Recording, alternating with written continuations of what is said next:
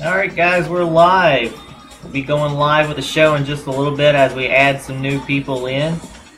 And thank you for tuning in. It is Thursday, and if you caught us last night, we had a marathon of past shows. Hope that a lot of you caught on to it.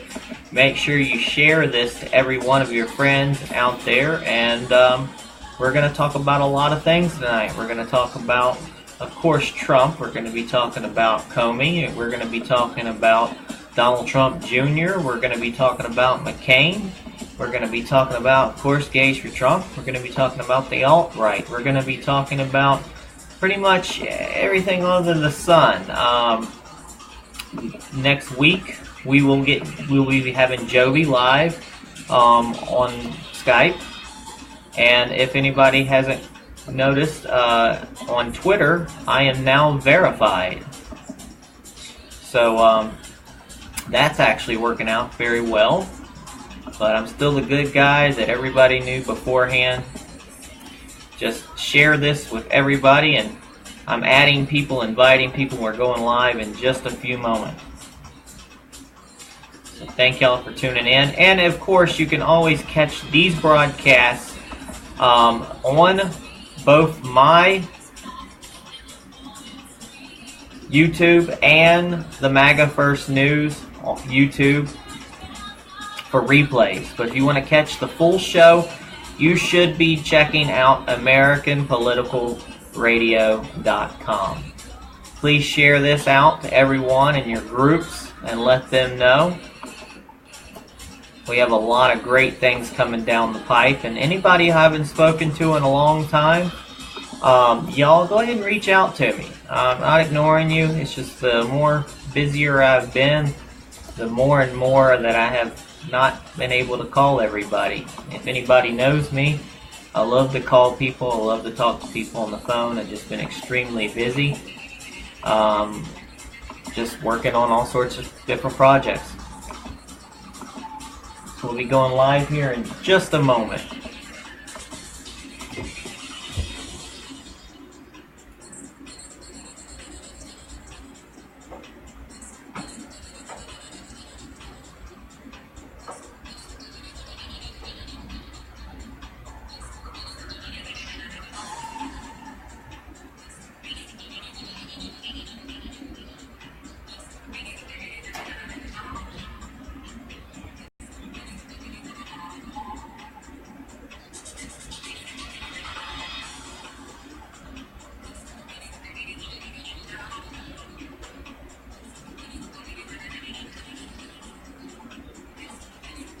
And we're live, folks.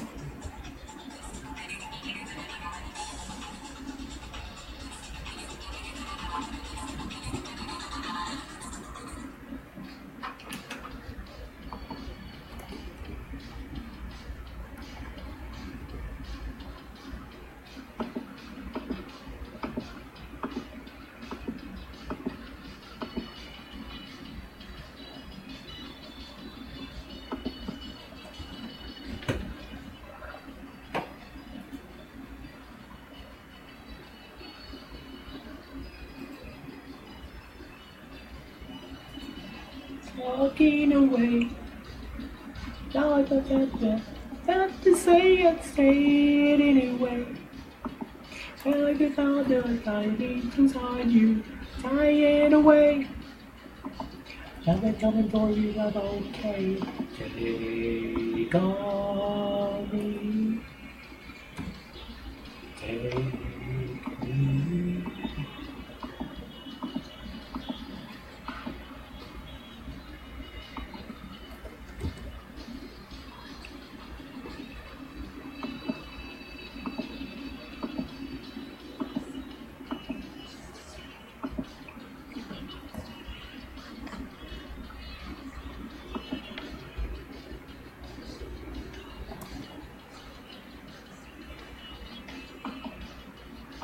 To be better to be safe than sorry. Take on me, take me on. Be gone.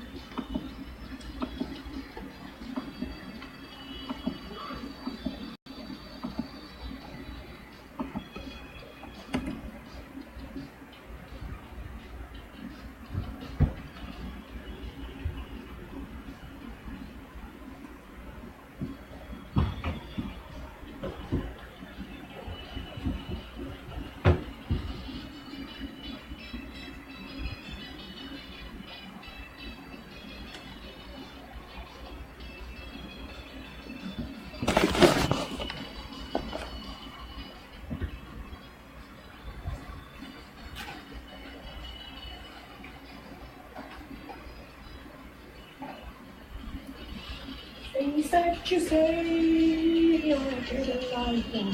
Let's forget the diaries away.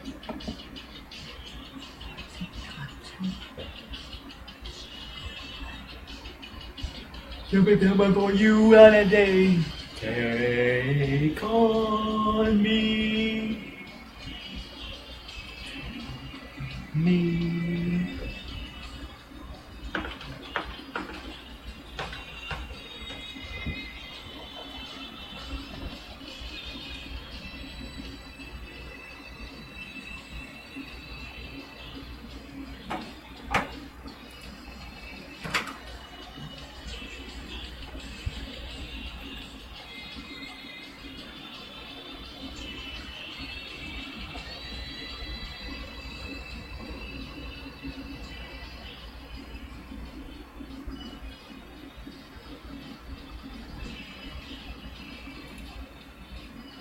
Yes, thank you for tuning in to MAGA First News with Peter Boykin. And yes, take on me.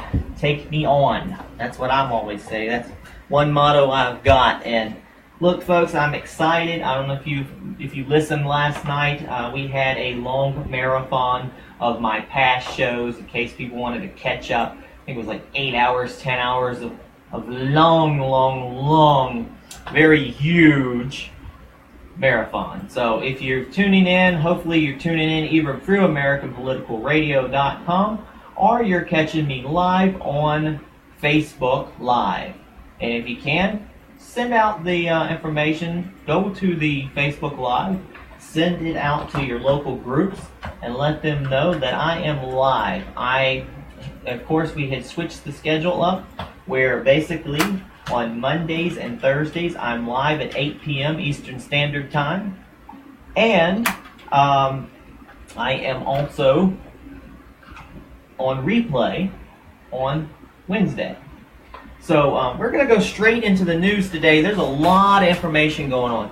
First of all, there was a big press conference today. I'm at work usually during the day, so I don't catch everything. But we've turned out that Macron is more of a moderate. He's wanting to work with Trump, which is wonderful. The guy realizes that you want to win, you've got issues in your country, you've got to work with the winner. The true winner of the whole world is Donald Trump. So he's learning to work with him. Of course, we disagreed on the Paris Accords, but we all know that was a horrible deal. It was not good for us at all. So it's wonderful to see that our Trump and Macron from France, and we don't have to start calling them freedom fries. We can still call them French fries. Remember all of that before in the past. And we can work together. We have a wonderful working relationship with France for many years. Remember, we got the Statue of Liberty from France, and I believe that, I might have it wrong, we gave them the Eiffel Tower. If I have that mixed up, that's my bad. But we're going to go straight into some Trump stuff. All right, so today we're going to start with the Daily Caller here. It says, Senate panel formally asked Trump Jr. to testify about meeting with the Trump lawyer. Or the Russian Trump lawyer. This was written by and posted by Chuck Ross today. The chairman of the Senate Judiciary Committee has formally asked Donald Trump Jr. to testify before his panel about his meeting last year with a Russian attorney at the Trump Tower. Iowa Senator Chuck Grassley sent a letter to Trump Jr. on Thursday, NPR and other news outlets reported.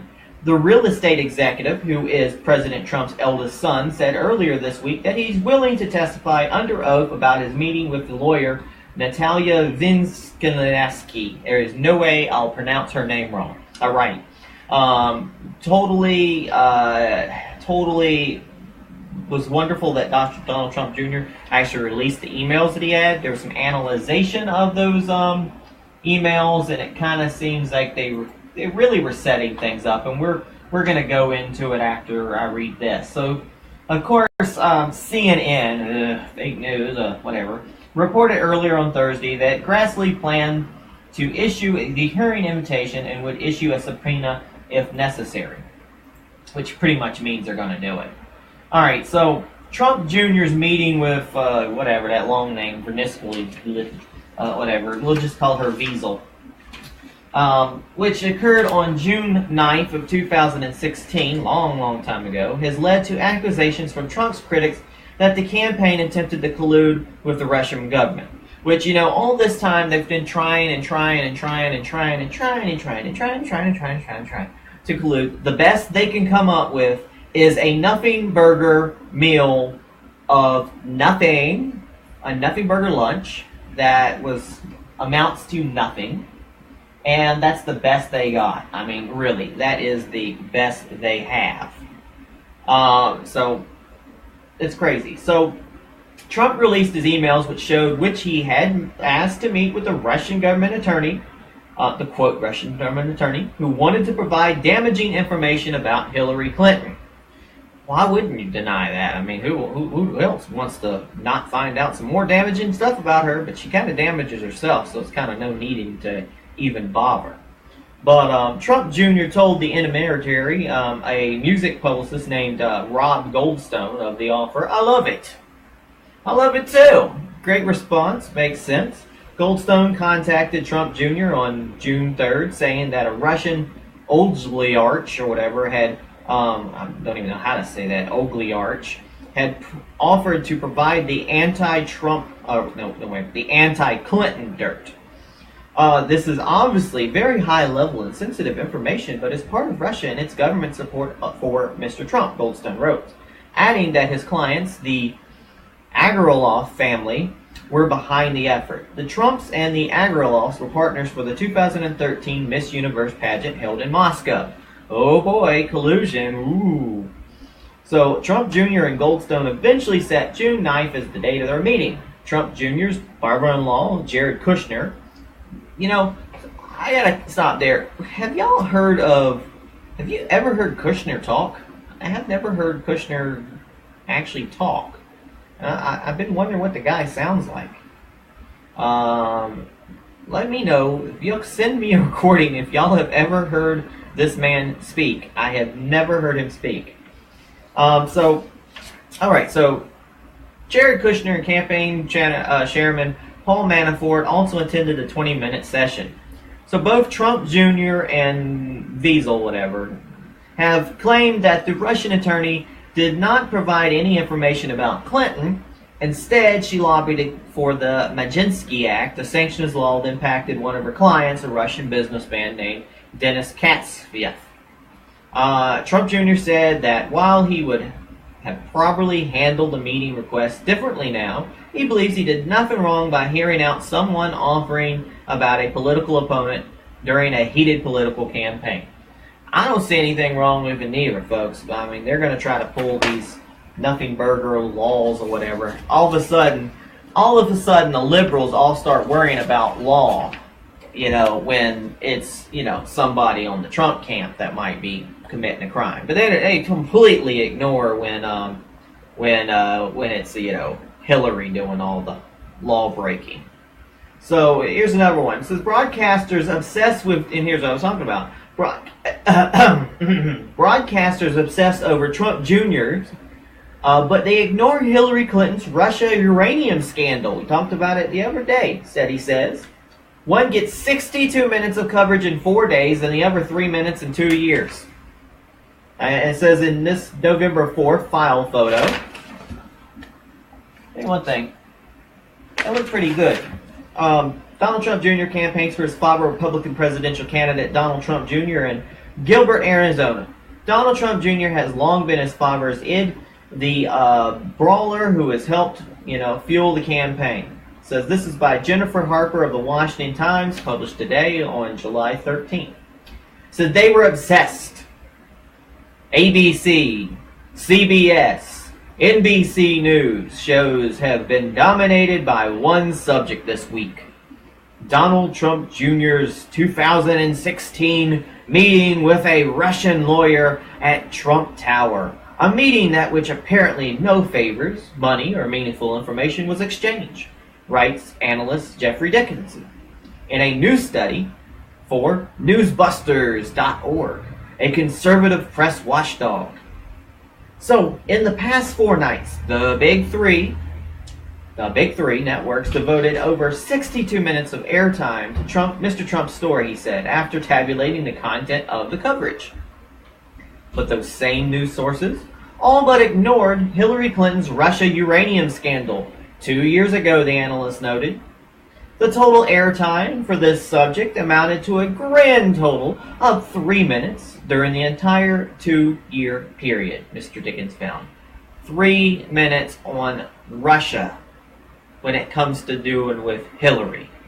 Really, people? Come on. He recalls that Peter Schwarzer, author of the 2015 book Clinton Cash, guys, broke the story that the Canadian uranium company seeking approval of the sale to the Russian government from the then Secretary of State, Clinton State Department, had donated millions to the Clinton Foundation. It's one of those little scratch my back, scratch yours kind of thing going on there. At the time, then Secretary of State Hillary Clinton was considered the favorite to win the Democratic nomination, but the networks couldn't care less, Mr. Dickens noted in his analysis. In just 4 nights, the networks have swamped their evening news shows, he added, that the Donald Trump Jr. coverage was 20 more times than that was devoted to the Clinton Foundation uranium deal. And that's pretty much going to worry so much about some nothing burger meal, but you're going to continue to just play up the point that oh boy, Donald Trump Jr. had some nothing burger thing, but meanwhile, let's ignore the fact that we just sold Russia, our nuclear counterpart, a fifth of all our uranium. What do people use uranium for, people? They use it for weapons. So we basically sold weapons to our, quote, enemy. Everybody's worried about Russia being our enemy. Why don't they worry about that? And if you see, I'm on my phone because I'm basically trying to get the word out that the show is on. Let everybody know what's going on. So, I got a study here. Alright, we're going to continue on. Who is Russian lawyer Natalia Vinzelnatsky? And I'm getting tired of this computer trying to ask me for updates. No, I don't want to update right now. I'm in the middle of a show. Alright, Windows. Alright, Bill Gates, you're trying to shut my show down, huh? What are you doing, Alright, so who's Russian lawyer Natalia Vinzelnatsky? Which, what a name. So, on Sunday, the New York Times followed up with a report that stated Trump Jr. was, quote, promised damaging information about Hillary Clinton before agreeing to meet with the Kremlin-connected Russian lawyer during the 2016 campaign. So, and then it asks another story. It says, why did Loretta Lynch grant Trump Jr.'s Russian lawyer a special visa to enter America? Those in attendance in the meeting beside Trump's Jr. included Paul Manafort, Trump Jr.'s campaign manager at the time, Jared Kushner, President Trump's son-in-law and current advisor, according to the Times. Now, the person who set up the meeting was Rob Goldstone, a music publicist and personal friend of the Trump Jr. And I apologize, I'm going to repeat some of the same information, a lot of these articles, but they all kind of make a point at the end. And I try to keep the news fresh. So, Goldstone has been active with the Miss Universe pageant, once owned by Trump, until, a certain person came in there and loved the guy, but he screwed up the first year. Uh-oh, with the announcement of who won. Wow, that was embarrassing. Alright, he once, basically this Universe pageant, once owned by Trump, and works as a manager for Emin Agronov, a Russian pop star. I don't know how Russian pop stars sound. Russia. Alright, so members of the presidential's legal team have identified Goldstone as the acquaintance who sought the meeting as associated with Fusion GPS, according to the report by Circa News. Viewing Vezanaski's Instagram and Facebook, it becomes apparent she is heavily anti-Trump and anti-Putin. So why would she claim that she has evidence to help Trump from the Kremlin?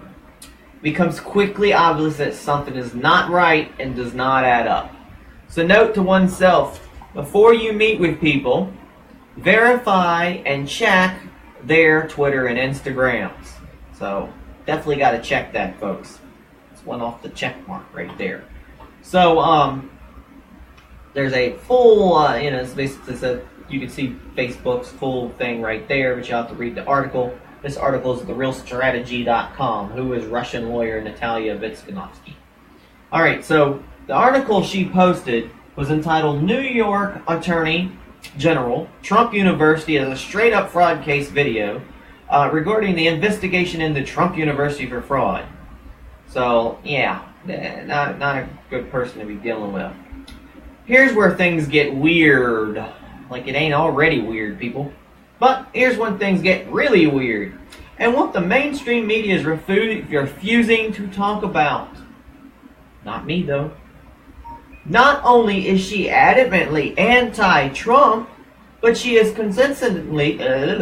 she's also connected to Fusion GPS, the same firm that former MI6 Christopher Steele was employed by to collect information on the then candidate Donald Trump. Sounds like a setup, folks. We ain't ever heard one. I got something to sell you, a nice bridge, or at the time that I had somebody trying to scam me, and they were trying to sell me some gold, and then I was like, hey, you want to trade some gold? Because I've got some nice waterfront property at the Grand Canyon I can trade. And that fool from God knows where was actually going to fool for it. Nuts. It's fun messing with scammers.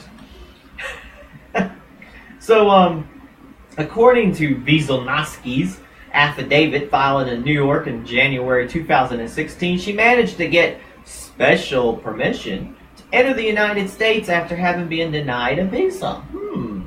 Her company, Camerton Consulting, defended Dennis Kraskoff, representing his company, Preveron Holdings. And I am chopping the hell out of these words, folks, so don't ever hold me to these words. Actually laugh that I can't get these words right, but I've never heard of them. So, the actual date of hearing in the case, U.S. versus Preveron Holdings, was the exact same date as the meeting in Trump Tower, June 9th, 2016. So Prezov Holdings is a beneficiary of Fusion GPS, reported Circa News. Kanovsky is the son of the vice president of the state-owned Russian railways, who was charged with money laundering in the United States over a case tied to the alleged massive Russian tax fraud scheme. That case was settled in New York in May for $6 million. Vanelsky, well, this lady's connected with a whole lot of shady stuff. So, wow. All right, so Vanelsky has gone several years. Has for several years been leading a campaign to have the Magnitsky Act overturned by the U.S. government, an act that was established after Sergei Magnitsky, a lawyer with investment advisory Hermitage Capital, died in prison. Magnitsky uncovered the alleged $230 million Russian tax fraud scheme. Oh yeah, dying in prison. If you uncover a big scheme, that always sounds right. Yeah, nothing to see there, huh? Nothing to see there. The act was put into U.S. law to target those Russians who may have been responsible for his death. Sounds fair. As part of her effort, she allegedly hired GPS Fusion. A complaint filed last year by Senator Chuck Grassley claimed that Fusion GPS headed a pro-Russia campaign to kill the Magnitsky Act. Fusion has denied claims that it facilitated the meeting between Vanelsky and Trump Jr., despite having ties to the Russian lawyer and employing someone for opposition research within the same time frame for the meeting. Fusion GPS learned about the meeting from news reports and has had no prior knowledge of it. Any claim that Fusion GPS arranged or facilitated this meeting in any ways is false, Fusion GPS said. Wieselnowski, what a name, also denied claims that she spoke about any matters regarding the presidential campaign at the meeting. Nothing at all about the presidential campaign was discussed in the meeting. I have never acted on behalf of the Russian government, never discussed any of these matters with any representative of the Russian government, Wieselnowski told the New York Times. But Wieselnowski told NBC News on Monday she was not with the Kremlin, as was reported by the New York Times. So, are we putting fraud into the emails that they sent Donald Trump Jr.? Something's not right, people. It's all kind of adding up. So, Camerton Consulting is based in a Moscow suburb and does not even have a website, which begs the question, is it a shell company? Is it a shell game? A shell company? So, Russian President Vladimir Putin's spokesperson, Dmitry Peskov, said Monday that the Kremlin is unaware of a meeting between Trump's senior staff and Wieselnowski and does not know who that is. So they say, they don't know who that person is. We don't know you. That's my purse. Like I always like to say. No, we don't know who that is, and obviously we can't monitor all meeting Russian lawyers hold both in Russia and abroad, Dmitry Peskov said. It has been reported that Wieselnowski has been sitting next to Obama's ambassador to Russia. Now that's something right there. Michael McFaul during the Foreign Affairs Committee hearing on Russia and the Ukraine that took place on June 14, 2016, 8 days after meeting Trump Jr. So, reel him into a meeting, you're anti-Trump, then you're here for some sort of shell company, and then a few days later you're hanging out with Trump's attorneys. Yeah, something sounds so right there, right? She also helped to set up an event in the Newseum in Washington, D.C., where pro-Russian supporters showed a movie that challenged the Majeski Act. Then there is the fact that Obama's Justice Department, at the behest of Loretta Lynch, allowed Wieselnowski into the U.S. right before the meeting at Trump Tower. So why did she do that? The question on everyone's mind now is, who is Natalia Wieselnowski? How the hell do you say her name? And why has she seated at the committee hearing on Russia and the Ukraine? Only time will bring more answers to who this woman really is. And this was also delivered by the Daily Sheeple. So, there's a lot of stuff going on, folks. A lot of stuff going on. And that's just 3 of my articles. And we got more to talk about all this. So, we're going to pause for a station identification. And we'll be right back and share this to everybody, okay? We definitely got to find out what's going on with this lady. So, alright, I'll talk to y'all in just a little while.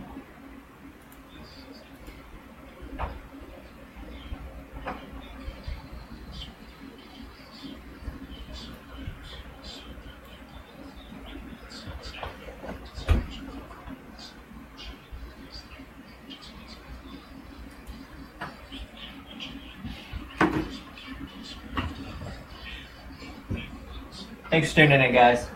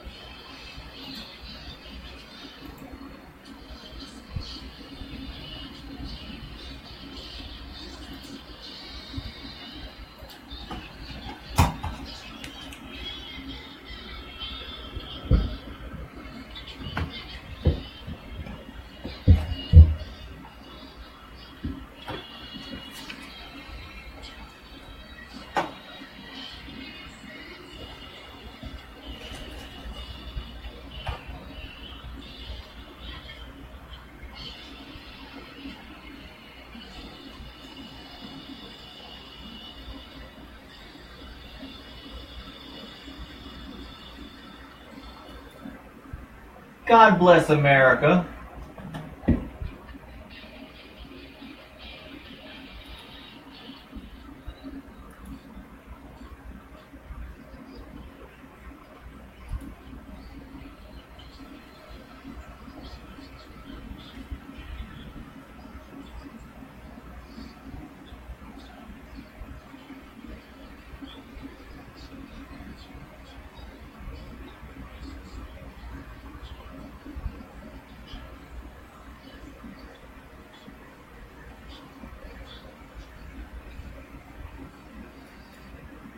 Alright guys, we're back. Thank you for tuning in and staying tuned in to MAGA First News with Peter Boykin, the now verified Peter Boykin on Twitter, on AmericanPoliticalRadio.com.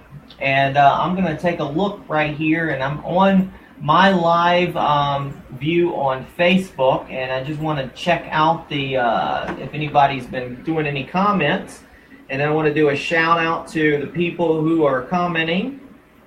And let's see here. We've got, let's see, Randy Hill and Sherry Fowler and Nellie Adams and George Toady Williams. Wanted to say hi to all of them. Facebook is a little pain in the butt trying to find your comments when you're trying to look them up. But I just wanted to tell everybody who is, and if you're asking me a question, send me a live chat through Facebook and I can catch what you're saying. So if you have a question or anything or any kind of news that you've seen for the day, you can always email me at magafirstnews@gmail.com. So with that being said, oh yes, also wanted to say hi to Karen Wheatley, Greg Meyer, Andrew Bennett, and Ricky Roberts, and Amy Harrison, and Rob Johnson, and Christina Harris. And she says, take on me. Definitely. So, and also it says that many people and 16 others are all tuned in. Again, if you want to reach out to me, send me a chat, send me a tweet at Peter Boykin, and I'll definitely get back to you. So, on to continuing the Russian news. All my Russians. So, there's exclusive. The DOJ let Russian lawyer into the U.S. before she met with Trump team. We just talked about that. It's an exclusive here by John Solomon and Jonathan Easley, published yesterday. But it says the Russian lawyer who who perpetrated. Or wait a minute. No. I was right. The Russian lawyer who penetrated Donald Trump's inner circle was initially cleared into the United States by the Justice Department under extraordinary circumstances before she embarked on a lobbying campaign last year that ensnared the president's eldest son. Members of Congress, and I know we talked about this, but members of Congress, journalists, and State Department officials, according to court and Justice Department documents and interviews, said this revelation means it was the Obama Justice Department that enabled the newest and most intriguing figure in the Russian Trump investigation to enter the country without a visa. Sounds like a setup to me, folks. That's what we're saying. That's where we're getting to here.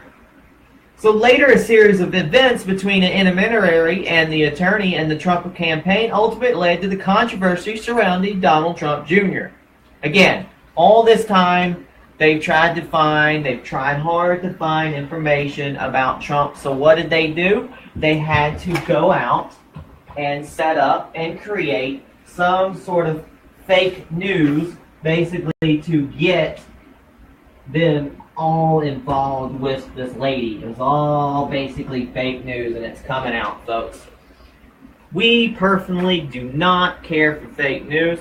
If they think that we care at the end of the day that Donald Trump Jr. met with some Russian lady to talk about nothing, then really, you got another thing coming, folks, because that is nothing burger. Nothing burger. I'll tell you a something burger, and I posted it today. You got the nothing burger with Donald Trump Jr., and you got Hillary Clinton with her something burger, and believe me, it is full of crap. Completely. With a side of mayo. So,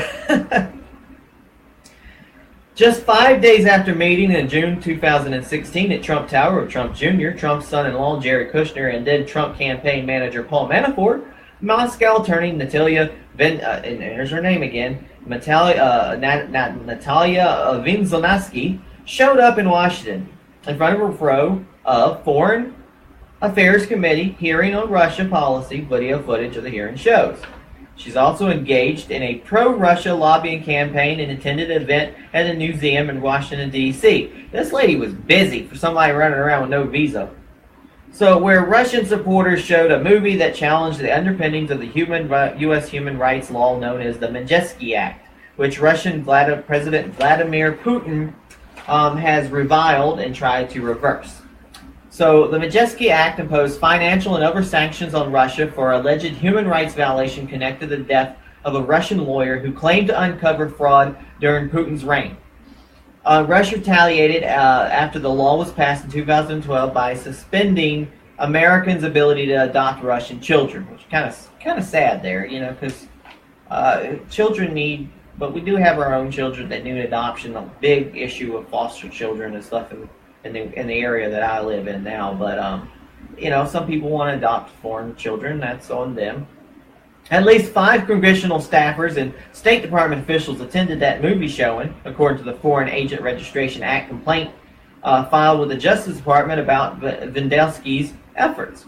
And Vendelsky also attended a dinner with the chairman of the House Subcommittee overseeing Russian policy, Representative Dana Rohrabacher. Representative, it looks like a Republican in California, and roughly 20 other guests at a dinner club frequented by Republicans.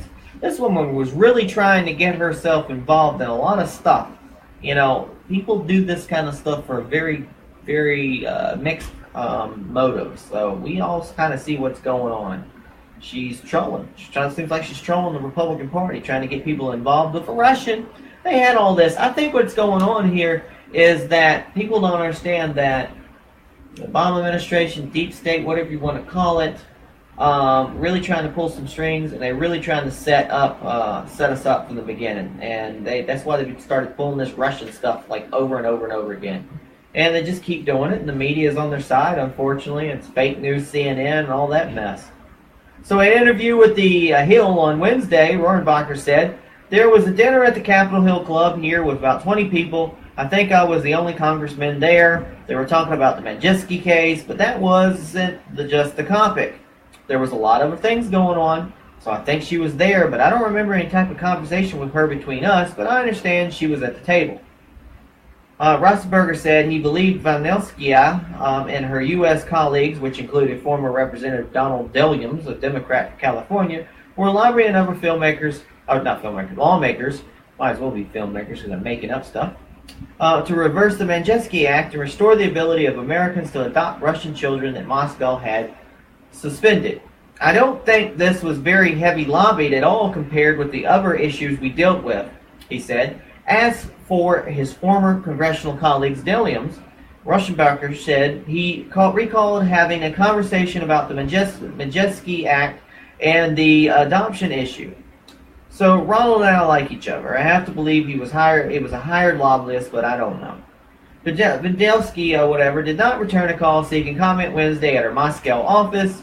Deliums also did not return a call at his office seeking comment. Which basically, when people don't return calls and stuff like that, something's not right, folks. But in an interview with NBC News earlier this week, Vendelsky acknowledged her contacts with Trump Jr. and the Washington were part of a lobbying campaign to get members of Congress and American political figures to see the, quote, real circumstances behind the Magnitsky Act. That work was a far cry from the narrow reason the U.S. government initially gave for allowing Zelensky into the U.S. in late 2015, according to federal court records. The Moscow lawyer had been turned down for a visa to enter the U.S. lawfully, but then was granted special immigration parole by the then Attorney General Loretta Lynch for the limited purpose of helping a company owned by Russian businesses, Denis Kanofsky, her client, defend itself against the Justice Department asset forfeiture case in federal court in New York City. Also to set up all this bullcrap, fake news, and try to screw us over in the long run. That's pretty much what we know is going on with Loretta Lynch. I knew she was going to be bad news. During a court hearing in early January 2016, as Vinelsky's permission to stay in the country was about to expire, federal prosecutors described how rare the grant of parole immigration was, as Vinelsky pleaded for more time to remain in the United States. You know, once you get here, who wants to leave? You know, as we are trying to make America great again. Not for this lady. Ugh. But, you know what, legal or not, whatever, she overextended her stay. She should have left. But in October, the government bypassed the normal visa process and gave a type of extraordinary permission to enter the country called immigration parole. Wow. Assistant U.S. Attorney Paul Manantoni explained to the judge during a hearing on January 6, 2016. That's a discretionary act that the statute allows the Attorney General to do in extraordinary circumstances. In this case, we did that so Mr. Konofsky could testify, and we made the further accommodation of allowing his Russian lawyer into the country to assist, he added. The prosecutor said the Justice Department was willing to allow the Russian lawyer to enter the United States again as the trial in the cases approached, so she could help prepare and attend the proceedings. Yet we all know she did way more than just that. So the court record indicates the presiding judge asked the Justice Department to extend Vinelsky's immigration parole another week until he decided motions on the case. There are no other records in the court file indicating what happened with that request or how Vinelsky has appeared in the country later that spring. So was she supposed to be here? Was she not supposed to be here? I don't know, folks. So the U.S. Attorney's Office in New York confirmed Wednesday to The Hill that it let Vinelsky into the country on a grant of immigration parole from October 2015 to early January 2016. This lady just keeps on staying here. Oh, Lord. So Justice Department and State Department officials could not immediately explain how the Russian lawyer was still in the country in June for the meeting with Trump Jr. and the events in Washington. Senate Judiciary Committee Chairman Chuck Grassley, Republican of Iowa, says demanded that the U.S. government provide him all the records on how Vinelsky entered and traveled in the U.S., a request that could shed additional light on her activities. Because believe me, this lady was busy. And it wasn't all day in a courthouse with the so-called one thing that she had to do. So interviews with a half dozen Americans who came in contact with Vinelsky, also monitor U.S. activities in 2016, made clear that one of her primary goals was to see if the Congress and our political leaders would be interested in repealing the 2012 Magnitsky Act, punishing Russia, or at least to ensure the Magnitsky name could not be used on new law working its way through Congress in 2016 to punish human rights violators across the globe. There's zero doubt that she and her U.S. colleagues were lobbying to repeal Vinelsky, or at least ensure his name was removed from the global law Congress was considering, said U.S. businessman William Browner, who was the main component for the Magnitsky Act and who filed a pharma complaint against Vinelsky, Delims, and other U.S. officials, claiming that they should have registered as foreign agent lobbyists because of the work. The 2012 law punished Russia for the prison death of Sergei Vinelsky, a Moscow lawyer and accountant of the U.S. 40s, alleged uncovered a massive $230 million money laundering scheme involving Russian government officials that hurt U.S. companies. So Vinelsky became the cause celeb in the United States after his mysterious death in a Russian prison, but Russian officials have disputed his version of events, and the 2011 posthumously convicted him of fraud in Russia. It is alternative theory that Magnitsky fraud cost that Vinelsky and her U.S. allies tried to get into the hands of American officials, including Rosenberger, Russian or whatever, the Trump team, and other leaders. This is getting complicated, folks, but all we know is this lady's running all over the place doing all sorts of stuff. This lady is busy. Busy. All sorts of things. Got her hands in all sorts of cookie jars, here and here and here and there. So, Browner's complaint, which alleges the Washington lobbyists working with Vinelsky's, tried to and failed to register as foreign agents and still pending at the Justice Department. Identified several events in Washington and Vinelsky and her allies attended and staged in June 2016. That's a key date, folks. All of them occurred in days immediately after the Russian lawyer used a music promoter friend to get an audience June 9th with Trump with Trump Jr. promising dirt on the then Democratic presidential nominee Hillary Clinton, but instead using the meeting to talk to Majeski and the option issue, according to Trump Jr. and Venelski. I want to know how many other people did she speak to on these pretenses, and how many people fell for this mess. On June 13, 2016, Venelski attended the screening of the anti-Majeski movie on the Newseum, which drew a handful of congressional statures and State Department officials, according to the Browder's complaint. The next day, she appeared in front row of hearing chairman by House Committee Chairman Ed Royce, a Republican of California, sitting right behind a former U. ambassador who had testified on the future of U.S.-Russia policy. So this lady was connected. She got everywhere she needed to be. I mean, it's crazy. So Rosenberg said he recalled around the same time conversation with Williams about Majeski and the adoption issue, and then attended a dinner which included Majeski and the Capitol Hill Club with about 20 people. Sources close to lobbying effort to rename the Majeski Act conducted over the summer of 2016, and it fizzled only a half a month or two later. They described Venelski, who does not speak English, as a mysterious and shadowy figure. And she's actually pretty too, though. They said that she was confused as to whether she had an official role in the lobbying campaign, although she was present for several meetings. So nobody knows about this lady. She's mysterious. Somehow she's got this thing. Somehow she's meeting all these people, but nobody knows anything about her. Sounds like a setup, folks. So the sources have described their interaction with Venelski in the same way that Trump Jr. did. They claim not to know who she worked for or what her motives were. What gets me is, how did she get this far? What the heck's going on here? Because, of course, our security was last during the Obama administration. It says Natalia didn't even speak a word of English in one force, so don't let anyone tell you this was a sophisticated lobbying effort. It was at least the professional campaign I've ever seen. And she's the cream of the Moscow intelligence community that we have nothing to worry about. Oh, basically saying, if she's the cream of the Moscow intelligence community, then we have nothing to worry about. Well, we have to worry about ourselves, because obviously we're letting this woman just kind of step in wherever she needs to go. It's kind of all over the place. The sources added they met with Venelski only once or twice over the course of the lobbying campaign, which accumulated with airings of Russian documentary that challenged the notion that Venelski was beaten to death in a Russian prison. About 80 people, including congressional staffers and State Department employees, attended the viewing of the museum. Well, they keep repeating the same stuff in this article, but we do understand that there's some crazy stuff going on. So, one last more thing about her, and I'm sure there's some more of the same information. We're going to skim through it real quick before the end of the hour.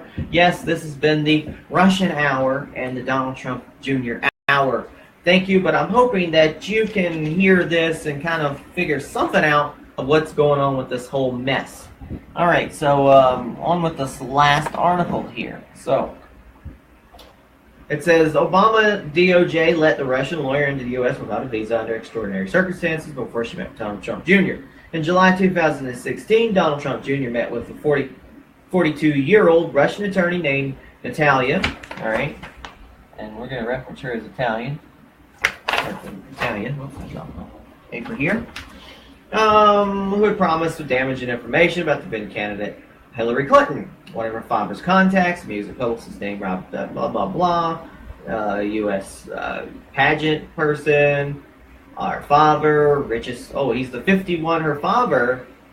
Oh, so let's see, there was other reasons to take that meeting. Erman's father, who, Aris Agranov, is the 51st richest man in Russia, an instrumental figure in the president's aborted foray into Russian real estate, the Moscow Tower he tried and failed to erect. So Trump Jr. said he knew absolutely nothing about her before their meeting, not even her name. She turned out to use the promise of information that could help his father's campaign as a pretext to discuss reinstating a popular Russian-American adoption program. Well, what more could be harmless, according to the version of events? Well, in fact, she was already a key figure on the defense of one of the most notorious money laundering scandals in recent memory, encompassing $230 million in public funds allegedly stolen from the Russians by a network of corrupt bureaucrats and routed into real estate sales, including some in Manhattan. So ironclad Swiss bank accounts, and she was accused of lobbying U.S. officials for Russian NGO and sought to overturn the Russian ban on U.S. adoptions, according to the complaint filed with the U.S. Justice Department and Senator Chuck Grassley, Republican of Iowa. So basically, here it is. I mean, she's sitting behind Obama people. She's allowed in the country with extraordinary circumstances. She's all over the map. She's a mysterious figure that nobody really knows about. Loretta Lynch let her in. I don't get why she was here, other than it absolutely was something that they had in their pocket from the beginning. Call it deep state, call it the Democrats meddling in business. And we want to say who's really meddling with the election. Well, let's say the Democrats, they involve the Russians so they can use the Russians against us later on. I mean, that's pretty much what they did, folks.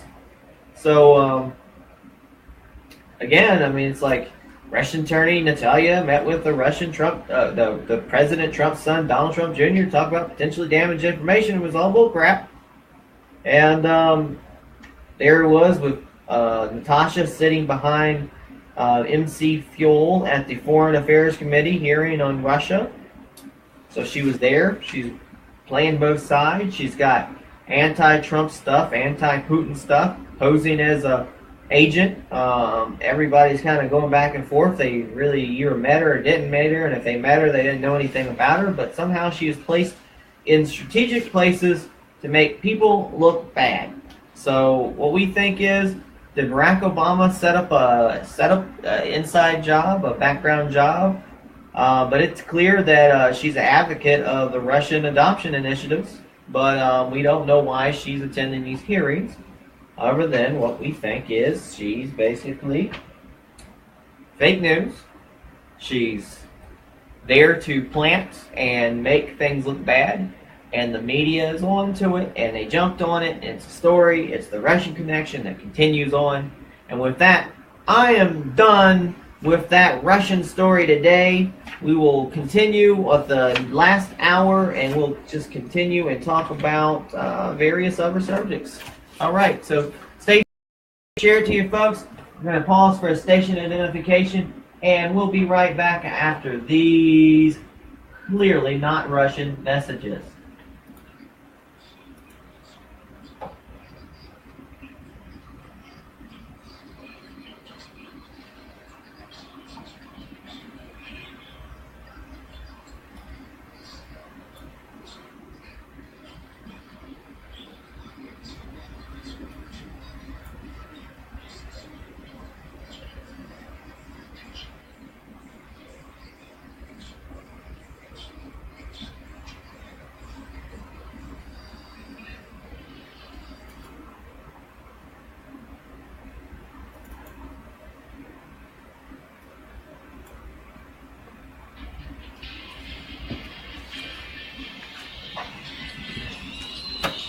Be right back, folks, after this break. Share this to your friends.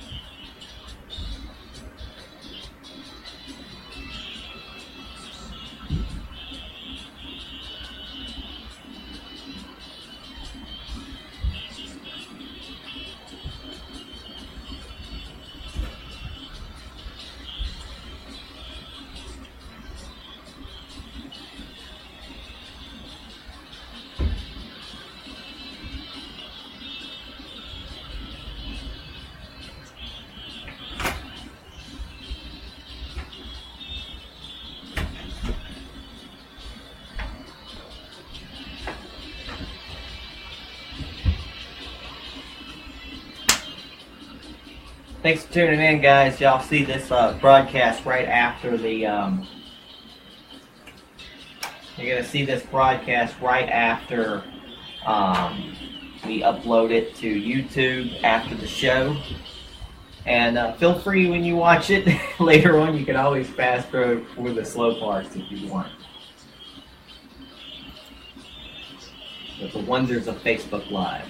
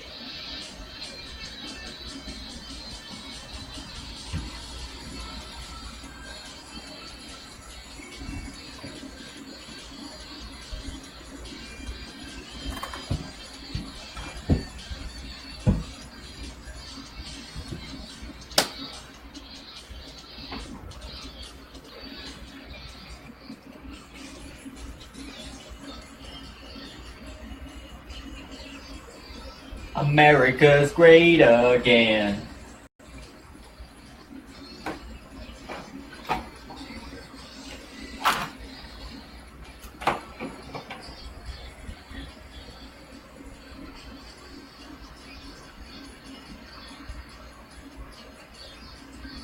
America's great again.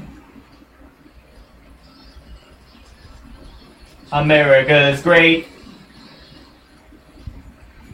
Trump in, back in, down. America is great. MAGA and chill.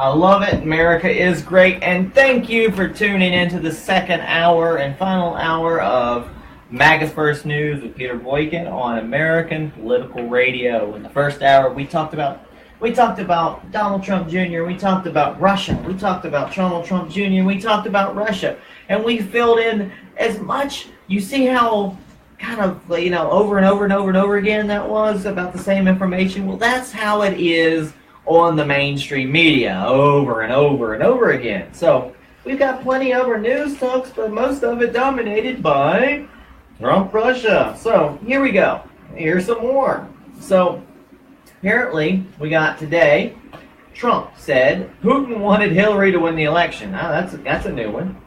It says by Dave Breuer of the Washington Times, put out yesterday on Wednesday the 12th. It says, President Trump said Wednesday that Russian President Vladimir Putin would have preferred if Hillary won the presidential election last year. That's news to me. In an interview with Christian Broadcaster Network founder Pat Robertson at the White House, Mr. Trump tried to debunk claims that Russia wanted him to win the election. He said that collusion is illogical because Miss Clinton would have made America weaker as president, something Mr. Putin presumably wants. Because you know they're always trying to mess with it, folks. We are the most powerful country in the world, and we are getting more and more powerful because I'm a big military person, Trump said. As an example, if Hillary had won, our military would have been decimated. Our energy would be much more expensive. That's what Putin doesn't like about me. And that's why I say, why would you want me? Why would he want me? Because from day one, I wanted a strong military, and he doesn't want to see that. Kind of makes sense. The full interview is airing Thursday night on Friday night on 700 Club. The president said his energy policies are far more threatening to Russia's economy than Miss Clinton's clean energy plans would have been. From day one, I want fracking. Just a whole bunch of fracking going on. And everything else to get energy prices low and create tremendous energy, he said. We're going to be self-supporting. We're just about now. We're going to be exporting energy. Mr. Putin, doesn't want that. He would like Hillary where she wants to have windmills. We would much rather have that because energy prices would go up, and Russia, as you know how, relies very much on energy. So Mr. Trump said in his former rival, there are many things that I do that are the exact opposite of what he would have wanted. So what I keep hearing about that he had Trump, I think probably not. Because when I want a strong military, Hillary wouldn't have spent the money on the military. When I want tremendous energy, we're opening up coal, we're opening up natural gas, we're opening up fracking. All of these things he would hate. But nobody ever mentions that. Picture Hillary. Old smug Hillary. So, it makes sense, folks. I mean, they said that originally that Putin couldn't stand Hillary because Hillary's involved with that president's family, and he thought he was going to have a hard time making deals with her. But then said he would like the deal with Trump better. But it kind of makes more sense with Trump because Trump has really been doing a really great job of making America great again, folks. And keeping America great. So, going into, again, Hillary, and I know we're talking about Russia, but here's another thing I talked about. Leaked email. It wasn't leaked out, Clinton campaign killed the Bloomberg story linking Bill's $500,000 Moscow speech to Russia-friendly stance. So, $500,000. So, Tel Aviv, this was put out on the 12th by Breitbart. By Aaron Klein. So, Tel Aviv. A leaked email from Hillary Clinton's 2016 presidential campaign, previously published by WikiLeaks, may take on new significance because it relates to a key issues brought up in the Russia reports about Donald Trump Jr. and a meeting with a Russia lawyer. Let's not even go over that again. The email in question was purposely sent by a spokesperson and member in a correspondence. It was a WikiLeaks. Excuse me. Ooh, sorry, you just heard me sneeze. Talk about Hillary. What do? You start coughing and sneezing. So get used to it when we're talking about old Hillary. Maybe she's poisoning me. So the May 21st, 2015 message titled "May 21st Nightly Press Traffic Summary" was purportedly sent by Littrich in the campaign's HRC Rapid Google group, and was captured by the leaking of campaign chairman John Podesta's Gmail account emails. Litchich's list of press actions carried out by the campaign included this. With the help of the research team, we killed a Bloomberg story trying to link HRC's opposition to the Majeski bill to a $500,000 speech that WJC gave in Moscow, based on Peter Schweizer's best-selling book, Clinton Cash, the New York Times, and April 2015, reported on Clinton gave a $500,000 speech in Moscow. I'd love to give a $500,000 speech. And its possible ties to deal in which the Russians gradually assumed control of the Uranium One mining company. The newspaper reported the sale gave the Russians control of 1/5 of all uranium production capacity in the United States. The newspaper further reported Clinton received $500,000 at a Moscow speech for the Russian investment bank with links to the Kremlin that was promoting Uranium One stock. The Majeski Act, strongly opposed by Russian President Vladimir Putin, is intended to sanction Russian officials accusing for involvement in the 2009 death of Russian lawyer Sergei Manskov, an anti-corruption whistleblower, died in prison, allegedly after being beaten. Oh, so here we get to it. He was beaten. But he didn't just die, he was beaten. Allegedly. I love how they use allegedly when we know what happened. As Foreign Policy magazine noted, the Obama administration with Clinton as the Secretary of State initially balked in 2010 when Senator Ben Cardin, a Democrat in Minnesota, introduced the Majeski bill, fearing the legislation would harm the most touted reset attempt between the U.S. and Moscow. Remember that failed reset? Oh, we got to push a button like it's the easy button at Staples, and we're going to reset everything with Moscow and Russia. Well, that didn't work, folks. Nope, nope, nope. So Clinton helped lead the charge against the bill. The magazine reported the administration, starting that Hillary Clinton and John Kerry did everything they could to stop the Majeski Act, said American hedge funder Bill Brower, who was instrumental in lobbying Congress in favor of the bill. In a piece titled "Hillary Clinton Forgets Her Part in the Disastrous Russian Policy," Washington Post columnist Jennifer Rubin referred to Clinton's tenure as Secretary of State, and I would say Secretary of Fake News, asking, why did the State Department try to block the Majeski Act for so long? In 2012, the bill was passed with powerful lawmakers demanding the Majeski Act be grouped with the administration's legislation push to repeal the Jackson-Yakup-Denek amendment to move that would be ease U.S.-Russia trade relations because the law denied Moscow the ability to trade normally with the U.S. On June 20th, 2012, Clinton wrote an op-ed in the Wall Street Journal titled "Trade with Russia is a Win-Win." So she had no problem dealing with Russia, in which she sought to explain that retaining Jackson-Vanik only fuels more anti-American sentiment in Russia. Which I haven't seen any anti-sentiment in Russia. I've seen more anti-Russian sentiment from the so-called liberals in America. So Russia's membership in the World Trade Organization will soon be a fact of life, she stated. Failing to extend permanent normal trading relations will not penalize Russia, nor will it provide a lever of which to change Moscow's behavior. In the op-ed, Clinton referred to Majeski's death and wrote, "We are continuing to work with Congress on addressing these issues." So she knew all about this, and then they knew about this lawyer. It's really connecting the dots, folks. We definitely know something's up. Clinton knew about it. She had her hands tied, and this lady shows up, goes with Donald Trump Jr. They knew what they were doing. Despite the questions raised about Clinton's initial opposition to the Majeski Act, her actions to ease trade restrictions on Russia and her husband's ties to entities close to the close to uranium deal. Former Clinton press secretary Brian Fallon took to CNN on Tuesday to accuse President Trump of enacting foreign policy toward Russia that may be part of the quid pro quo based on help that is provided during the campaign. No evidence has emerged of any collusion between the Trump campaign and Russia. Majeski legislation, meanwhile, has been in the news cycle over the past 2 days in regard to the story about Trump Jr. and his meeting with a Russian lawyer. The issue emerged on Saturday when the New York Times published an exclusive story citing confidential government records described in the New York Times, alleging that Trump Jr. arranged a meeting with Trump Tower 2 weeks after Trump secured the Republican nomination with Natalia Vinaski, a Russian attorney who the newspaper claimed has connection to the Kremlin. And as you keep reading these articles, you learn a little bit, and you can keep piecing these things together.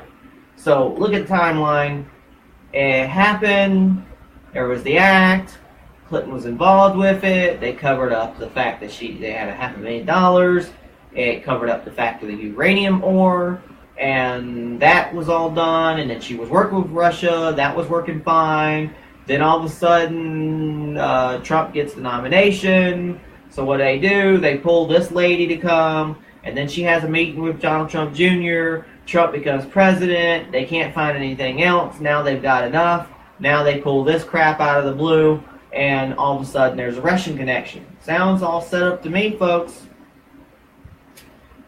So she's the woman, as she plainly said publicly, was not a government official. Trump Jr. said in a statement, and she didn't have the information she was providing. So now she's denying she has any connection. So that's it, folks. I mean, I think you've gotten all the story. There's another really long article. I'm not going to go over it because we spent so much time, but I implore y'all to look up an intelligence studies essay that's under the lawfareblog.com, and it's called Congress and Counterintelligence: The Unique Vulnerabilities of the U.S. Congress to Malign Foreign Influence. And it goes into even more about Russia's interference, different things going on, and how they've been doing this and working with this since the Cold War. And it goes into a lot of details. There's a lot of information. I'm not going to read that. We've talked about Russia too damn much. So, speaking of Russia, but not Russia, there's a new analysis that suggests the Lucifer 2.0 files copied locally were not hacked by Russia. So something that Russia didn't have anything to do with, folks. So, files stolen from the Democratic National Committee, DNC, were likely downloaded to a USB drive by someone, is that Rich maybe? With physical access to a computer connected to the DNC network, not hacked remotely by Russia, according to the new analysis. This is written by TheRealStrategy.com. It says, in an interview with Motherboard on June 2016, boy, here we go with June 2016 again, the hacker who claimed to be Lucifer 2.0 said he used a zero-day exploit to breach the DNC server and steal files he later published under the title NGP-VAN.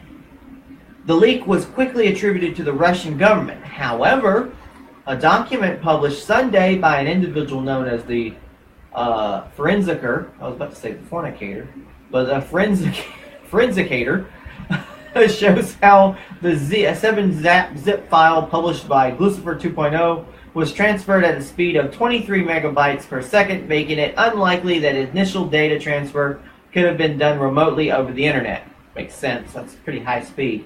The initial copying activity was likely done from a computer system that had direct access to the data. The reports from the forensicator stated, by direct access, we mean that the individual who was collecting the data either had physical access to the computer where the data was stored, or the data was copied over a local high-speed network, a LAN. So, pretty much there.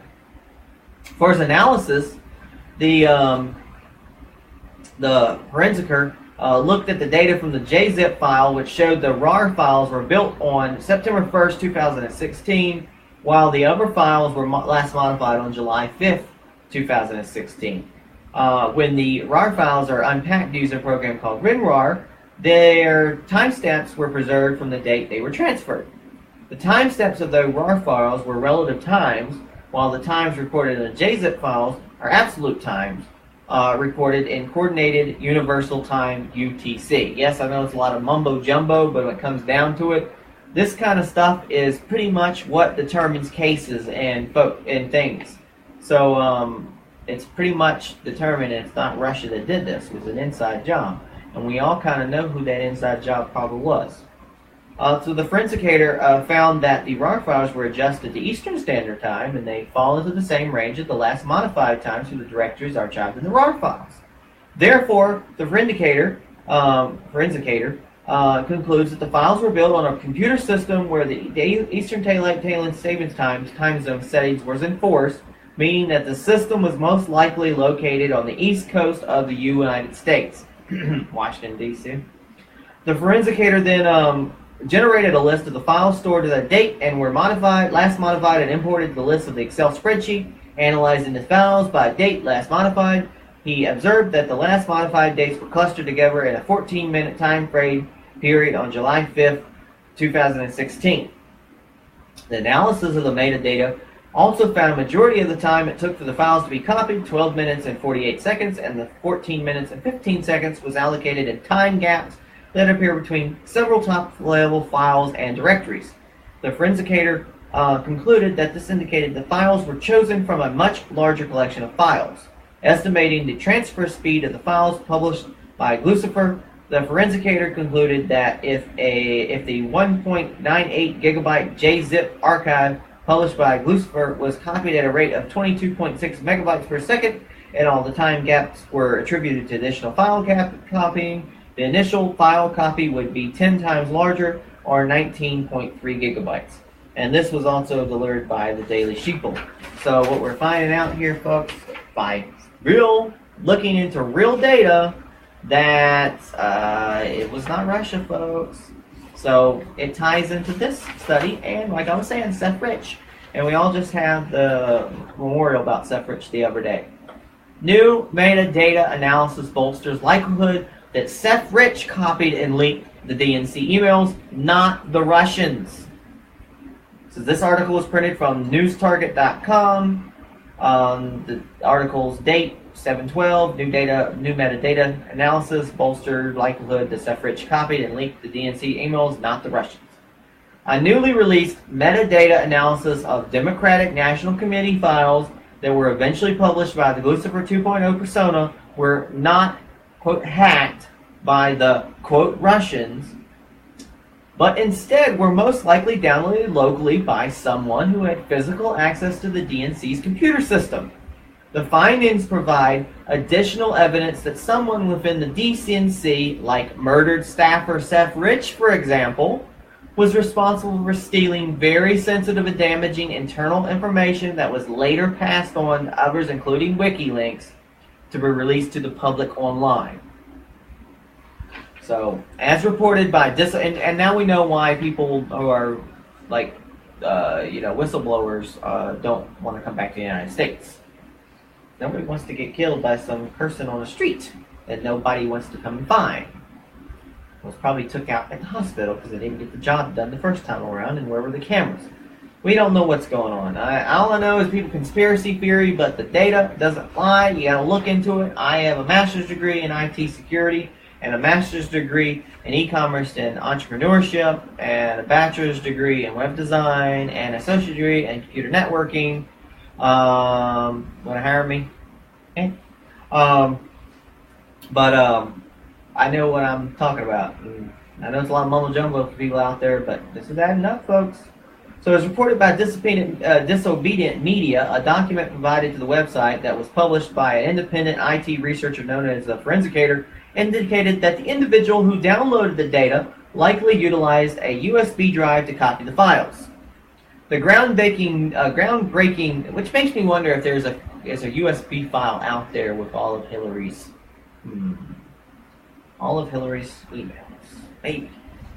The groundbreaking new analysis irreversibly destroys the Russian hacking narrative and calls the actions of the CrowdStrike and the DNC into question, as they reported.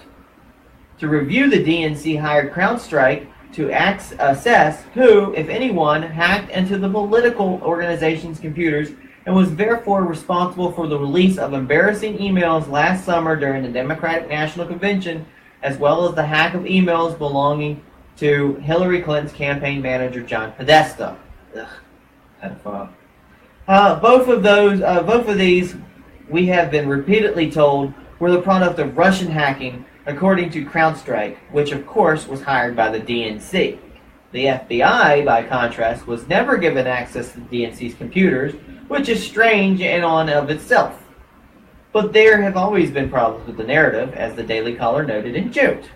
The FBI never examined the DNC servers, which makes no sense. President Obama appointed a CrowdStrike officer to an administration post 2 months prior to the company's June 2016 report blaming Russian hacking. Then during the testimony, then FBI Director James Comey contradicted the DNC's claim, recording the Bureau asking to see the organization's servers. The DNC said the FBI never requested to see the servers, but Comey said multiple requests at different levels were made to see them. For, CrowdStrike's co-founder, Dimitrov Akhparanov, God, I can't pronounce these people's names today, Alpo, whatever, is a fellow on the Russian Hawk think tank, the Atlantic Council, which is funded in part by NATO. 5. CrowdStrike is also largely funded by Google Capital, $100 million investment. Google chiefs supported Clinton during the campaign elections, including the chairman of Google's parent company, Alphabet, Eric Schmidt. Word to the wise, use Google. It's nice and everything, but the Google Drives and everything, you don't think people aren't hacking that stuff, so you might want to be careful with sensitive data on there. So there's that, but there's more. But there's more, folks, and there's always more when it comes to Russia. It mostly involves Rich. As the National Sentinel has reported, a recent report by independent researchers from George Washington University delving into Rich's murder concluded that his killing was not, quote, random, and in fact might have been carried out by a, quote, hired gun. Two bullets in the back, kind of makes sense. In May, Fox News reported in a now retracted story that Rich had multiple contacts with officials at WikiLeaks and indeed leaked thousands of emails taken from the DNC to the whistleblower organization. The federal investigator who requested anonymously said 44,053 emails and 17,761 attachments between the Democratic National Committee leaders spanning from January 2015 through May 2016 were transferred from Rich to McFadden before May 21st. You may recall that WikiLeaks founder Julian Assange has repeatedly stated that Russia was not the source of the DNC data and emails his organization released. Our source, quote, he says, our source is not a state party, Assange told Fox News Sean Hannity. Despite the fact that Fox retracted his national report, the story nevertheless dovetails perfectly with an early December report in the UK's Daily Mail, which noted that Craig Murray, a former British ambassador to Uzbekistan and Assange associate, was physically given the data in a Washington, D.C. park by a disgusted Democratic whistleblowers angry over the party's blackmail treatment of Clinton's primary opponent, Senator Bernie Sanders. We all know they got cheated out of that. As much as I don't really care for Bernie Sanders, he did definitely get cheated.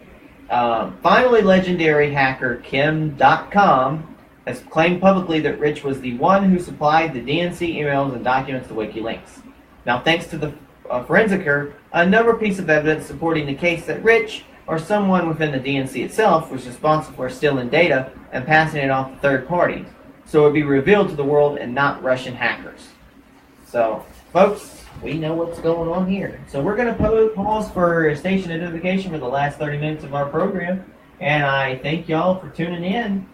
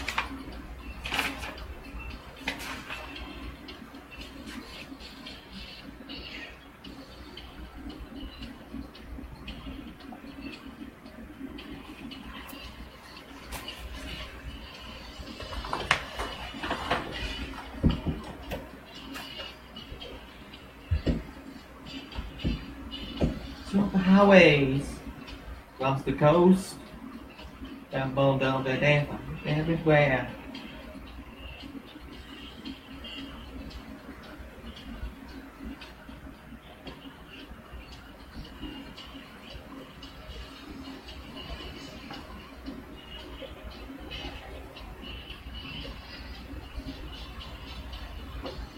In America. Central Station, living in America.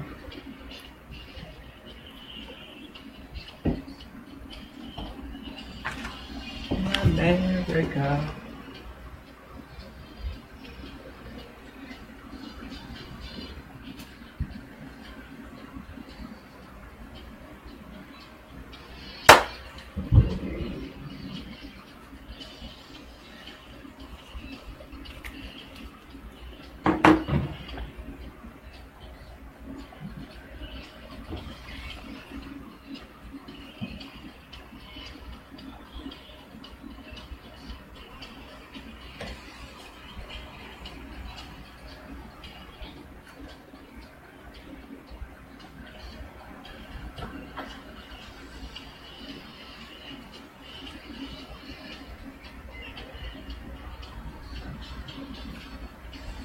In America, woo! They done the station.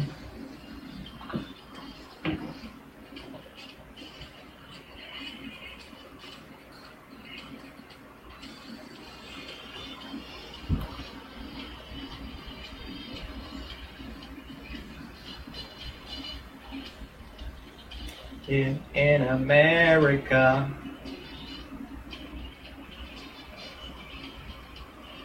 I live in America.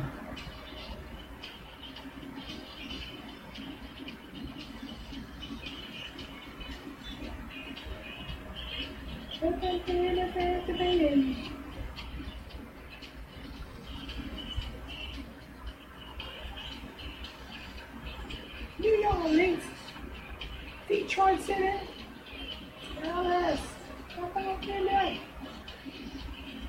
New York City. Wonderful. LA.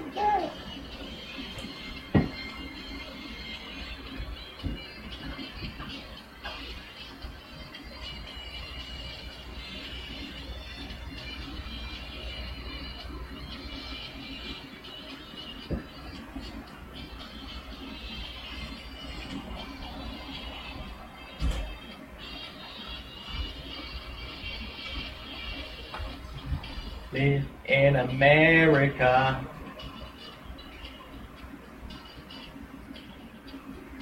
I live in America.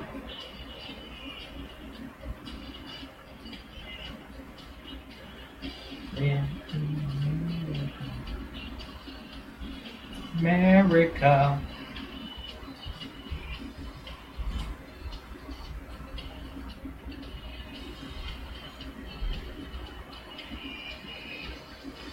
America.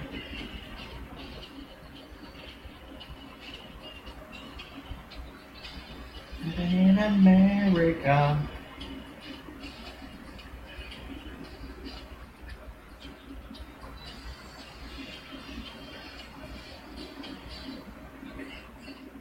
And I feel good. Thank you for tuning in to MAGA First News with Peter Boykin. We got 30 minutes left, and I'm going to be talking about Russia anymore for the last 30 minutes, I promise you. Which I kind of just broke that promise because I'm actually talking about Russia again. But if you see me on live, everybody else peddles wares, but hell, I'm going to peddle the MAGA Chill Pill. It's a rubber thing that I got at Dave & Buster's, and I wrote MAGA on it. It's a really good stress reliever when they start talking about Russia. So I'm glad y'all are tuned in. And if y'all have noticed, if you follow me on Twitter, my Twitter profile has now been verified. I get that little blue check mark next to my name. I love it. I've been working hard for that. I'm so happy to get that. And folks, I am so extremely happy that I got that. It definitely pushes it out there. So, and I can do so much more now having that check mark, and I'm going to use it well. But I'm still going to be delivering the same crazy stuff that I usually do. I prank people from time to time. I retweet certain things that might not be what people like, but you know what? Don't compare me to somebody else. I'm my own person. I'm going to do what I want to do, but I'm also going to deliver it in a way that is always pro, American, pro MAGA, And definitely you're going to see great things because I'm all about loving and liking and trying to unite. So even when I supposedly attack someone, it's because I am not satisfied in a way that they have been doing things, and not personally. Nothing's ever really personal with people. With that, I think we talked about the last show is we talked about how there's this thing called Unite the Right. All right, you'll go on Facebook, you can see that they have about 800 people who's interested to go to Charlottesville, and they're supposed to protest over the removal of the Robert E. Lee statue there in Charlottesville, which, regardless of what Robert E. Lee did during the Civil War, we know that the Civil War was not a good thing. But we also know the Civil War was not just fought over slavery. And just because someone was in the Confederate War does not mean they're racist. They technically were all kind of racist back then if you look at it. But we all know, if you look at your history, if you go to D.C. and you go to Arlington, you're going to find out on the top of the hill, wonderful, wonderful view. I did some Periscope videos from that, but wonderful view from the Robert E. Lee Mansion, and it's supposed to be his memorial. They're doing construction, and I'm hoping that when they brought it back up, they don't try to mess with the whole it being Robert E. Lee. But from history, you'll see that Robert E. Lee actually did, after the war, try to reunite America and heal the wounds from the Civil War. And if you also look into history, he's a direct descendant from George Washington's wife. And what's funny is, and ironic, if everybody tries to say he's racist, the crazy thing about it is his stepbrothers and stepsisters actually are black, because there was some race mixing going on, like a lot of people did back then. Nothing wrong with that. So definitely definitely people. Robert E. Lee being removed just makes no sense, and it does not make me alt-right. It does not make me racist to say that. And even when people are trying to say that Baked Alaska is racist and stuff like that, I think he mentioned that people should be proud of who they are, regardless of who they are, and there was nothing wrong with him being proud of being a white European descent. But in the same breath, he basically stated that everybody should be proud of their nationality, and there's nothing wrong with that. And you can do a search. You can do a search out there. Do a Google search on white power, white pride, black power, Latino power. Everything is cool and positive until when it comes to white people. According, we're all sort of racist, just because of that certain group called the KKK that likes to poke their heads up. And a lot of bad things went on in the past, but it does not mean that you can't have pride in who you are and your identity. For one, I am very proud that I am gay, and I am proud that I am gay for Trump. People try to say, why do you bring the identity politics into it? And the reason why we do that is, yes, we are all people for Trump, but the liberals themselves will continue to use race policies and race baiting, and they have been on both sides. The Democrats are the true people who created the KKK. If anybody does their research, it's the Democrats that probably assassinated Martin Luther King Jr. It's probably the Democrats that assassinated Kennedy when it comes down to it, JFK. There's a lot of deep state going on behind the scenes, people. But at the end of the day, all we know is that, we know that we absolutely have to protect history. And by removing statues, and I've always said, why don't you take those statues? You should take those statues and do a Confederate and Union memorial. Because we can't forget our brothers and sisters who died in the Civil War, because they died for a reason. And if we forget our history, like they always said, we're doomed to repeat history. And we don't want to repeat history. We definitely don't want to repeat the Civil War. Everybody's talking about, I think we're on the verge of a Civil War. I hope not. We got enough problems, and we definitely don't want to be on the verge of a civil war. What we want to be on the verge of is making America great again. That is what we need to be on the surge of. Now, with that being said, one of the persons who's identified with the whole statues and stuff in the past, his name is Corey Stewart. He ran for the governorship to try to be nominated against Gillespie, and it almost got the nomination. He did ask me. He reached out. He was very, very, very nice. He's always been supportive of Geisha Trump. That might be shocking to people, but he's always reached out to me, and he's been very positive, and he actually listened to me when I talked to him about the whole statue issue, and I said that's a very important issue, but also concentrate on the other issues as well, because it's kind of hard to explain to people that it's not racist just because we want to remove the statue. Now, I don't understand why people would run around with the Confederate flag, which is a battle flag, and talk about Southern heritage, because that is actual battle flag, folks.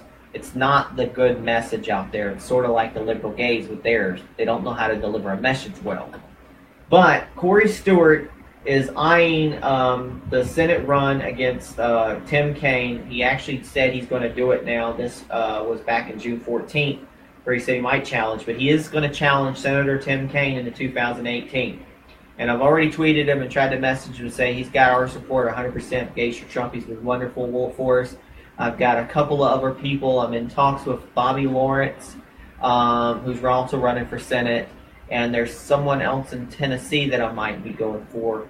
And Geisha Trump's being reached out, and myself has been reached out to endorse certain candidates. It'd be wonderful to actually have some friends in D.C.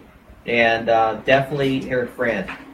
Another guy that my husband kind of said that we do have to watch out for this guy, but I do like him. I don't really listen to much of his music, but Kid Rock has announced that he is also going to be running for Senate.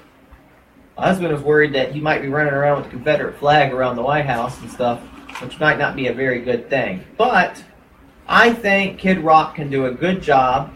He wants to involve himself in the U.S. Senate for Michigan race, and President Trump did appreciate his support in 2016. And I'm hoping that in the future I'll get to actually work with Kid Rock, and definitely will help with his campaign. But Kid Rock, dude, we definitely have to work and make sure that we are not coming off as anything that could trigger too much. Because, again, I'm not too keen on the Confederate flag. But I do understand that you are a rebel, and a rebel can be a rebel of a cause. It doesn't always mean somebody's a rebel. Does not mean they're racist. In fact, people are using the rebel symbol as the symbol of resistance for the Democrats. So we've always said they're a little racist, aren't they? Right? Okay, so going back to what's going on in that Unite the Right rally. So people's like, well, they told me about it. They wanted me to do a sort of a rally in Charlottesville myself, and I'm not too keen on doing much rallies right now with Valentine's as a group, because I've tried to say, people, we need to do rallies. We need to do rallies in a big function. We need to make sure lots of people show up. We need to get media attention. We need to get places like Alex Jones stuff to start talking about it, and we have to definitely get things going before we do rallies, and we have to unite. There's a lot of different ones going, and I'm going to keep being a proponent to tell people you need to go out and we need to unite as one, and we need to have really large rallies across the country. That's how it works. It worked for Act of America's March Against Sharia law. It worked for the MAGA. It worked for the MAGA March. It worked extremely well for the March for Trump event that I did, and I think I think that was supposed to be the mother of all rallies. I think that might be connected well too. I'm not sure. And I do have a friend who's putting on a rally as well. I think it's a America First rally, but again, it has to be organized. People have to work together because people get burned out on these rallies easily. So people aren't coming as much as possible to these. There's got to be something to back it up, some real cause.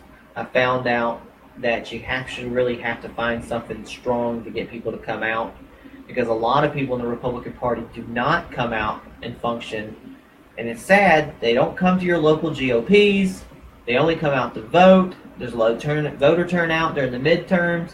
And we absolutely, positively have to push to get people to come out and vote during the midterms. It is extremely important for the future of America that we have to retain, and we have to get the right people in the White House, and we have to drain the swamp. And that's why Corey Stewart would do well to take over the job against Tim Kaine. And I will definitely help you out, Corey Stewart. You reach out to me. I'm going to try to call you again tomorrow. Definitely would love to see you. I can't stand that Tim Kaine guy. Guy's a complete nut job. So, with that, Unite the Right thing, I wanted to go, even though they claimed it was a white supremacist alt-right event, they also claimed that they were going to allow other people to speak. They call it the Unite the Right Freedom of Speech Rally. So I say, hey, I'll ignore the fact that there's Richard Spencer and other people there, and looks like there's a good turnout. Maybe people listen to me. Well, I asked, Gays for Trump, President Gays for Trump, can I come speak? Might not be fully for you, but I'm for some of the items that you're all talking about, and it's freedom of speech. So they come back with the whole, oh, well, we're booked solid, we don't have enough space for you. Bullcrap. And I called bullcrap on it last week.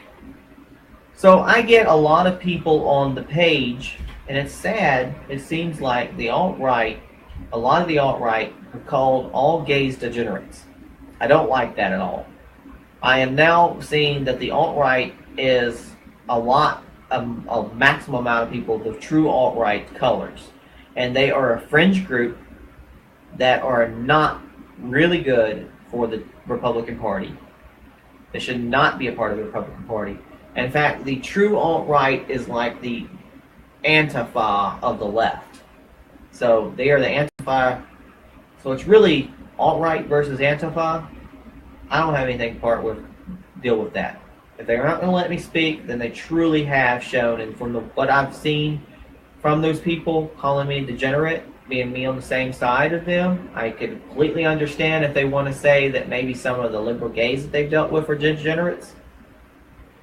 But really, we're on the same side. We're supposed to be on the same team. And if you're going to use the name Unite the Right, then you should be really trying to unite the right.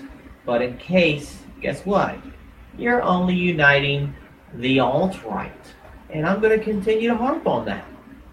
So, with that, the other issue of business is, as you have seen in the past, went national. I don't know if some of the news, I didn't have a really good time with the guy who was organizing, originally put in the application to the Charlotte Pride, who applied using the Gays for Trump name, which I put together in February of 2016, last year.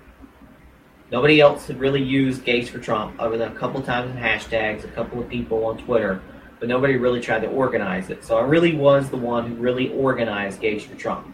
No matter what people try to say, I was there first. I should have been there even quicker than that. If I listened to my husband and I didn't play Pokemon and stuff, I would have started the group more. But, hey, I got involved more in the social media on that time. And I really didn't have a name. I kind of wished in 2009 when I signed up for Twitter I was going out really even bigger. I could have been huge. If I wouldn't have stopped during the Clintons for McCain kind of campaign and all that, then who knows what I could have been done now. So, but I'm building. I'm building pretty quickly. I'm now verified. I got about 60-some thousand followers. Taking a little more followers. Try to contact, reach everybody. But to get to the point, the Charlotte Pride, I have 10 minutes left of this broadcast. So Charlotte Pride denied a Gays for Trump group. It went everywhere. At the end of the day, like I said, regardless of what group put it in and regardless of all that information, because really this guy didn't really get along with the guy, reached out to the guy who applied. He has his own demons he's got to deal with. Y'all could look it up, but in his group, and he accused us of some bullcrap, like a lot of people usually get wrong. Just go out and read. We have decided that, or I have decided that I should protest the Charlotte Pride. and I put out the first information. I was like, if Charlotte Pride is going to be all exclusive and not allow everyone, these are the same people who like push their agenda on everybody, especially North Carolina, especially Charlotte. They push the transgender agenda. There's nothing wrong with that, folks. Don't get me wrong. They push this on everybody. They push inclusiveness. They push this. They push that. They force things. They want the gay cake made. They want this. They want that. They want us to ISIS. They want the building. They want the gays to be thrown off the buildings or whatever. They care for all that. But yet there's gays for Trump. There's conservative gays. It totally rocks their mind, and they completely reject us. So regardless of who put that in, I think we should do something about it. So I want, and this is a call out to all the gays for Trump, all the allies in the North Carolina area or surrounding area. I want us, and it's not till the end of next month, and it's 2 days, but we don't have to do both days. And we don't need a large group, so I know that this isn't a rally, this is nothing to compare size of people. I consider us the East Borough, the East Borough's Gays for Trump Church. Because, of course the West Borough is going to be there, the true anti-gay people. But we're going to be there. We're going to have signs. This is Gay Love Gays and stuff like that. Gays for Trump. We love you. We're loving. We're not all, And that's what we want to do. But it's public. It's public property. They're having it. They can't make us leave. So I think we walk around, we pick it. And we deal with it. And they see us. And we get the media, and we know the media knows about the story, and we get the word out there that we will not be thrown in the closet. We will not be shut down. Gays for Trump is here. Conservatives for Trump is here. I haven't even started Gays for Pence. And kind of funny, if you look on the wall here, there's my hat that Pence signed. And I'm actually everybody jokes about how Pence is going to shock the gays. I actually kind of think it's funny because I'm actually the one who shocked Pence. I'm the gay who shocked VP Pence. Because I went to Hickory and I showed him this Make America Great Again hat. And get off the wall and show y'all. So I gave him this hat. It says Make America Great Again. You can see it online. And it says #Gays for Trump. So I hand him the hat. He reads the hat. He looks at me. He gives me this shocked look. Shocked look, folks. It's like, what? Like, what? Like, scratch the needle record. He looks at me and I go, yes, Mr. Pence, there's gays that like you. We like Trump. We want you to be president. We support you. He looks at it, shrugs his head. Sure, why not? Signs my hat. Pence is not a homophobe, people. But I am the gay who shocked Pence. I'm not worried about Pence shocking me because I shocked him first. So that's how we go, folks. But at the end of the day, I'm gonna keep doing the campaign. We're gonna try to do some little meme war kind of videos.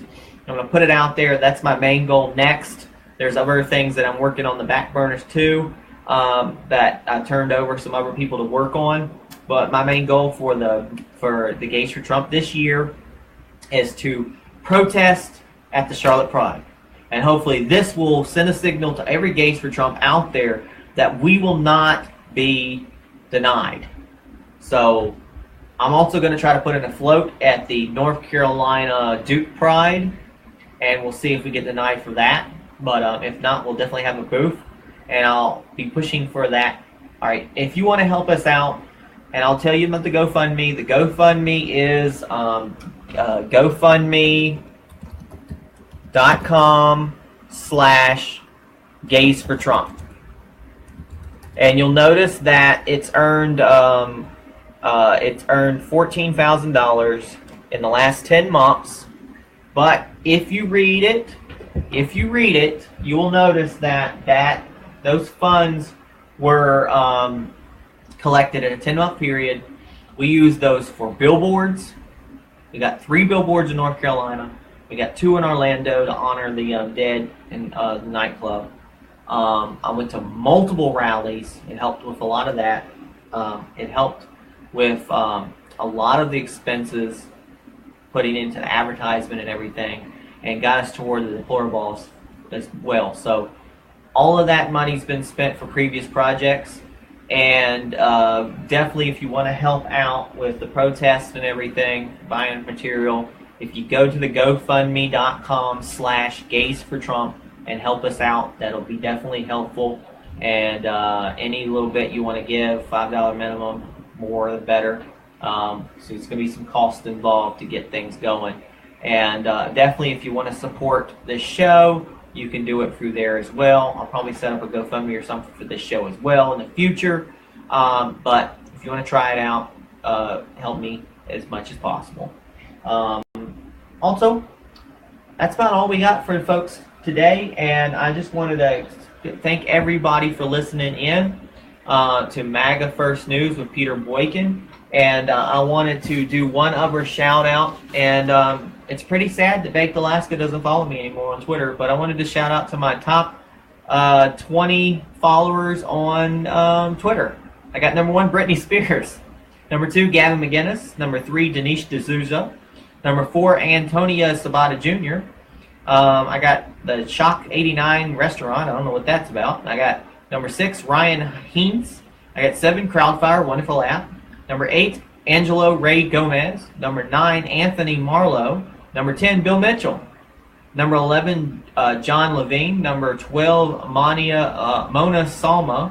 Number 13, Adele Nazarian. Number 14, Tim Burchett. Number 15, Christy Swanson. Number 16, Dominic Holden. All right, guy. I didn't mess with you, but number 17, Twitter verified. Yeah, there we go. And number 18, @Team, I don't even know. Some jerk, I don't know what he is. Number 19, Gab, and number 20, Charlie Nash. And also a shout out to Andre Soriano, Dr. Gina London, and Joy Villa. Joy Villa, you need to get verified. And a shout out to Lisa Christensen.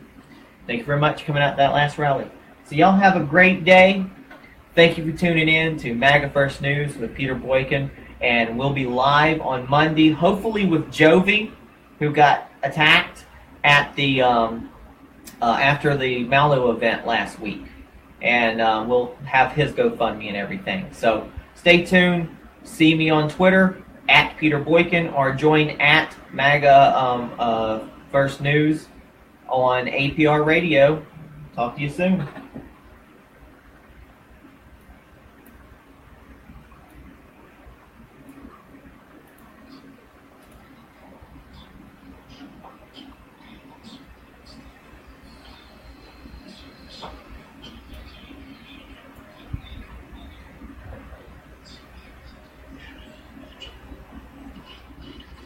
Thanks, guys.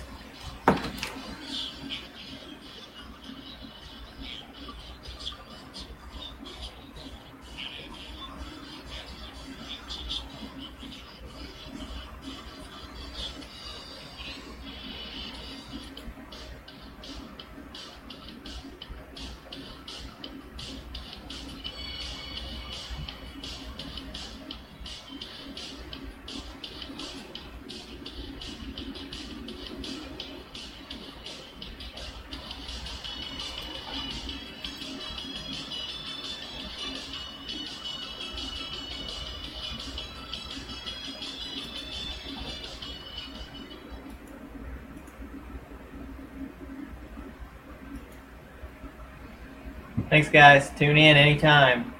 Have a good day. MAGA, God bless. Share this.